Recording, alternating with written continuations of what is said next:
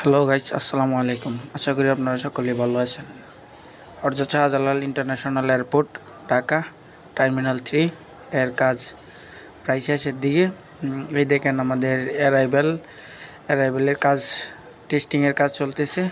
Bag দিয়ে আমরা testing করতেছি। এই বিদেশ থেকে যারা আসবে তাদের লাগেজ এখান দিয়ে ঘুরবে, এখান থেকে তারা লাগেজ রিসিভ করবে। এই কাজগুলো করতে আমাদের অনেক পরিশ্রম করতে হয়েছে, অনেক হার্ড পরিশ্রম করেছি আমরা।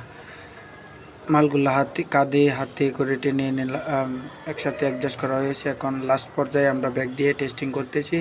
টেস্টিং করে দেখতেছি যে কোনো জায়গায় সমস্যা বা কোনো কিছু আসেনি। এখন অটোমেটিকের কাজ চলতেছে। প্রত্যেকটা লাগেজেই আপনার হিসাব করা হচ্ছে।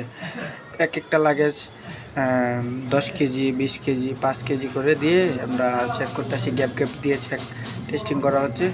টেস্টিংয়ের কাজ চলমান, দীর্ঘ 4 মাস ধরে চলতেছে। না জানি আরও মনে হয় 2-3 মাস এভাবে কাজ করতে হবে, তারপর পুরোপুরিভাবে কমপ্লিট হয়ে যাবে। আশা করি আপনারা ভিডিওটা যদি ভালো লাগে লাইক কমেন্ট করে শেয়ার দিয়ে